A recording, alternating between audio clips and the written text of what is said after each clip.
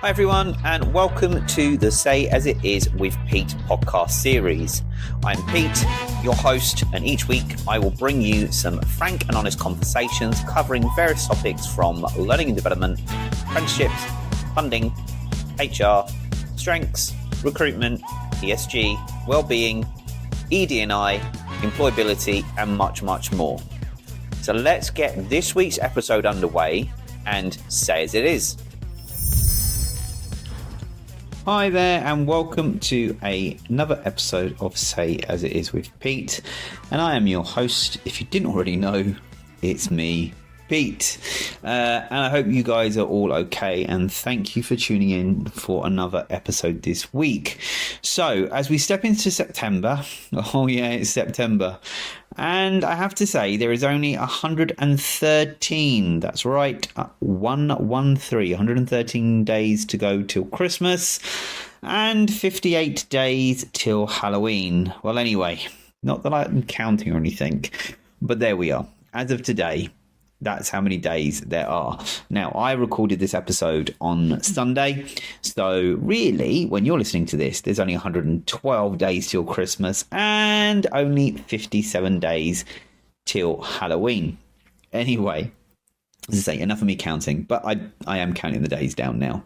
It's that close. So, this month of September, in the series of Say As It Is with Pete Season 2, the theme this month is about creating a wellness culture. And I just want to say thank you to the guys that have reached out to say that they will jump in on some episodes, and I will be touching on that later, but I do have some special guests coming on about wellness cultures in the coming episodes, and some bonus episodes as well. So today we're diving into a topic that's hotter than a cup of English breakfast tea on a chilly morning. And although we've got a mini heat wave, I don't think it's going to be cold at all this week. But anyway, let's talk about wellness in the workplace. So wherever you are sipping your latte or your tea, whether that be at your desk or munching on your apple from the break room, or you're just listening to this on the way to work, this one is for you. So let's set the stage, shall we? So did you know that according to the UK's Health and Safety Executive, work-related stress, depression or anxiety accounted for 51% of all work-related ill health cases in 2019 to 2020. Now, that's more than half of the workforce at any one point, people. And let's not even get started on the number of sick days that racks up as well within 2019 to 2020. But picture this. Wellness isn't just about getting your steps in or eating your veggies or greens. It's a masterpiece of physical, mental and emotional harmony.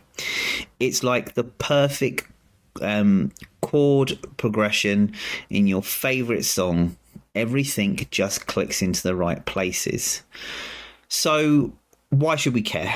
Well, for starters, healthier employees mean fewer sick days, and fewer sick days mean, you guessed it, more work gets done and there's more productivity within the workplace. And we all want that, right? But it's not just about the bottom line. It's about the bottoms in the seats. Happy employees are productive employees. And we all know that, right? Well, if we don't by now, we should do.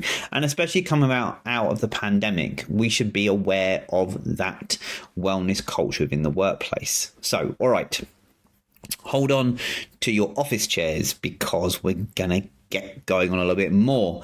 Now, when wellness takes center stage, you're not just winning employees brownie points, you're boosting your bottom line too. Engaged employees are as valuable as a good cup of tea or coffee. Now, I can hear the skeptics among you, and I know there's a few out there. So, you'll be saying to me, wellness programs are too expensive. That's what you're saying. Or you might be saying, it's not our job to babysit employees, and you argue that case quite a lot. Well, let me tell you something. The ROI on wellness is through the roof.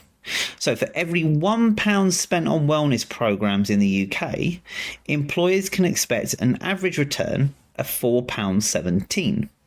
But wait, it's not all tea and crumpets. Sometimes the road to wellness can be as twisty as a British country road, facing resistance from the brass. Worry not. We will have some more tip bits for you as we delve in a little bit more.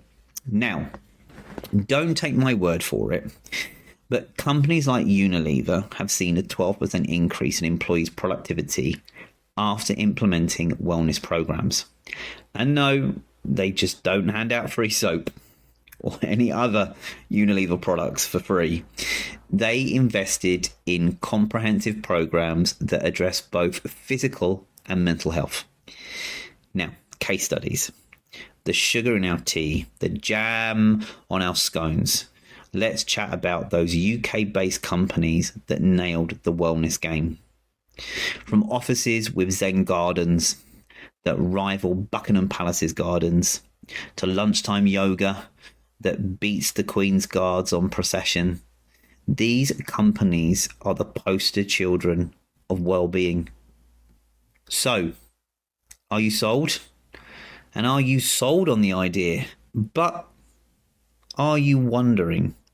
And are you saying to me, Pete, how do we make this happen? Well, it starts with a survey.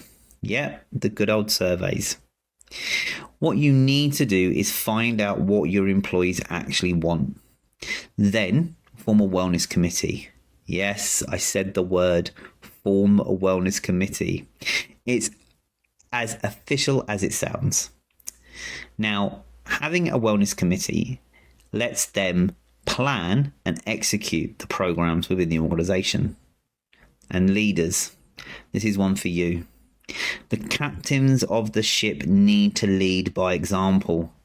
It's like being a conductor of a symphony. When your team sees you sipping green smoothies and taking walk and talk meetings, they want to join your wellness bandwagon. And he said brandwagon, it's bandwagon. I can't read my writing. Now, I know numbers can be scarier than a double-decker bus in a narrow alley, but fear not. When we look at matrices and measuring that impact on ROI, you've got to remember that if you track satisfaction scores and gather feedback like a seasoned detective solving a mystery of well-being, it's going to help. Now, all right, it's going to take some time, but there are companies out there that can help create surveys for you. If you don't already have them and you don't know where to start, reach out to me and I can signpost you to them. But finding out what your employees want is always the best thing. And I think what we tend to do as organizations is we think we know what's best for our employees. We make those decisions. We implement well-being programs, and then we bitch and we moan because the programs aren't being picked up and used enough. Well, wait, as I said, that dreaded word committee, forum, whatever you want to call it, reach out to your employees first. Ask those questions. Get feedback from them on what they want before you make any costly decisions, because you could be spending 30, 40, 50,000 pounds a year on wellness programs that you think are going to benefit the organization, but actually they're not having an impact.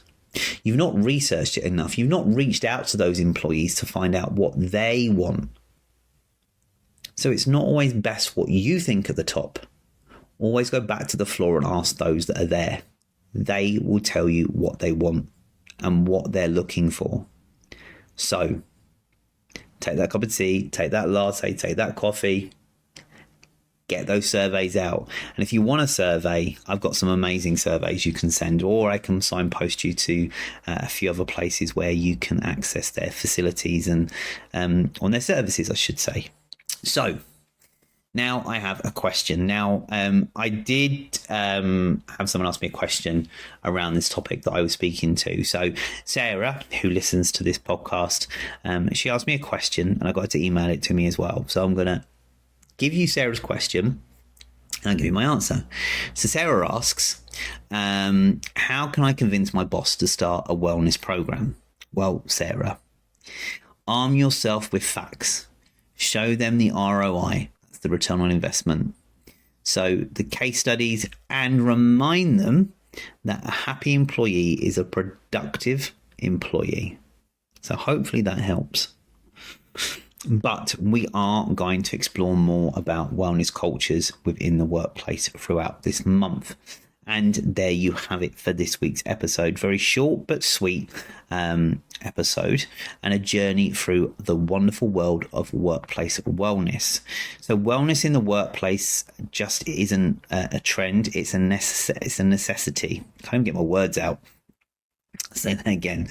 Wellness in the workplace isn't just a trend. It's a necessity. It's a must. And remember, it's not about turning into a wellness guru overnight, but taking small steps towards a happier and healthier workplace. So, thank you for tuning in to another episode of Say As It Is with Pete.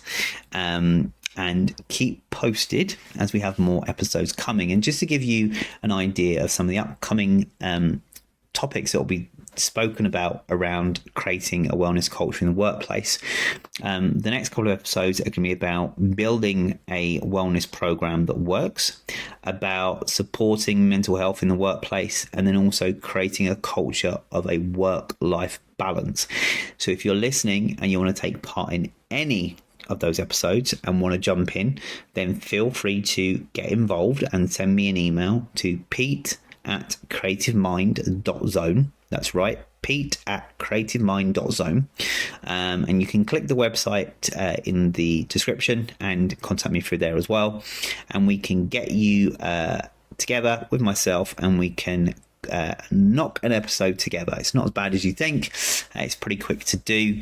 So again, if you want to join in any of those upcoming episodes, they are again building a wellness program that works, supporting mental health in the workplace, and creating a culture of work-life balances, then reach out to me. But I do have some special guests that I do have planned to come on these episodes, so stay tuned. But the more the merrier.